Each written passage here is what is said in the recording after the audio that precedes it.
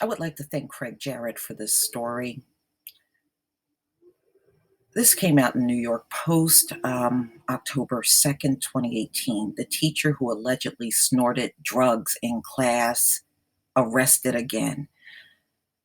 Ladies and gentlemen, one thing I do want to raise to you, we are in a really terrible climate here in the US, as far as many of these teachers and cops and everybody and our kids are put in harm's way every day, being psychologically damaged and abused in classrooms and subjected to things they really shouldn't be around anyway. How many of you that send your children to school do a background check on the teacher that's in the classroom with your child? I think it's something that you need to think about doing.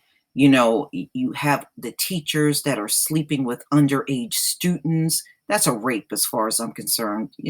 Those kids are underage. You rape them.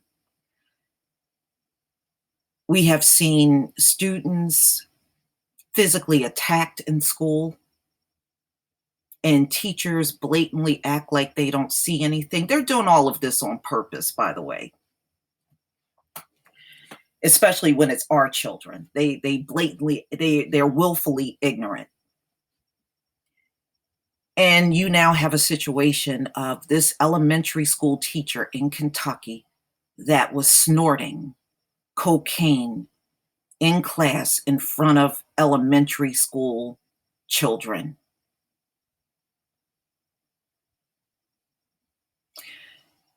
About a year ago, I did a story on a teacher that locked her students out of class, had them all standing in the hallway, but they were able to still film her because, the school doors always have windows on them. And they filmed her going in the back of the class and shooting up heroin right there, and locking the students out.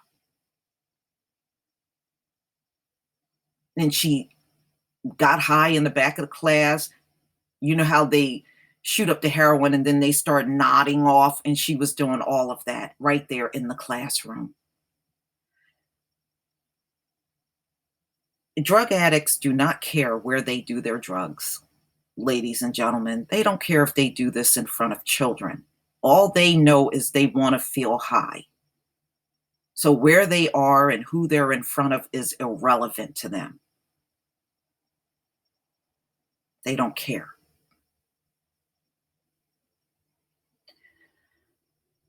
Now, you would think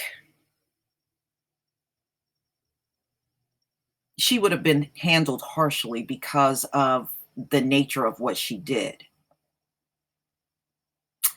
But this incident actually happened earlier in the year, and she's just getting arrested now because she did not make her court appearance. She tried to skip out on the court appearance. So her name is Cherish Redner, 42 years old. So on Sunday, she was taken into custody because she had skipped out on a court appearance for wanton child endangerment.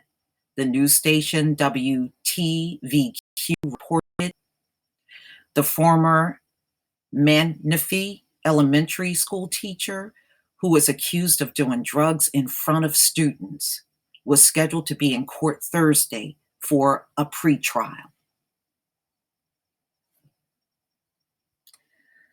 Okay. Officials issued a warrant for her arrest when she failed to appear. Redner was initially arrested in February after two students reported witnessing her crushing a pill with a credit card in a classroom. The young children then allegedly saw her make a line with a substance, which she snorted before slumping over her desk. according to officials. Can you imagine how scary that is for children to sit there and watch a teacher all slumped over a desk? Ooh, these people don't care where they do their drugs. The students also said she was slumped over her desk and it appeared that it was hard for her to stay awake, according to the police report. Officers investigating the case found a white residue on Redner's desk and a tampon applicator in her bra that resembled a small cut straw. According to the Lexington Herald Leader, Redner was booked at Clark County Detention Center, but wasn't listed in custody Tuesday online court records. Wow. So, I mean, look, we are in the day and age of the opioid plague. And we know there are millions of people out here in the country that are addicted to drugs. That's why they can't get this thing under control, ladies and gentlemen. There are millions in this country that are drug addicts. And all your legislator can do is talk about throwing more money at it, throwing more money at it, throwing more money at it, but it's not getting resolved. And it won't. Okay? Had they not let this thing spiral out of control over a 20-year period, they might have been able to make some headway with it. Now that it's so far out of control, there's really nothing they can do with these people but cry in front of the camera, tell you they shouldn't go to jail, and insist that they need help. What she did in front of these students was a crime. Period. And unfortunately, I did another story in New York where a teacher died in the bathroom from doing a heroin fentanyl mixture. I did that story too. They found the teacher's body dead in the bathroom at the school up in New York.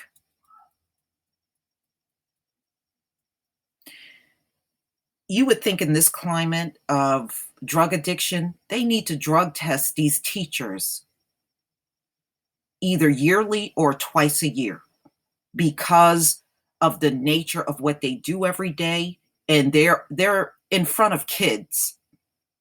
So if they have a drug problem, they need to start trying to weed out these teachers with drug problems. And I have to wonder, how often are these teachers drug tested? Once they get hired, is that it? You don't check anything else out about them? I think certain jobs should be tested more frequently. Cops should be tested more frequently. Teachers need to be tested more frequently. And any type of public servant job where they are dealing with a lot of people, you need to be tested.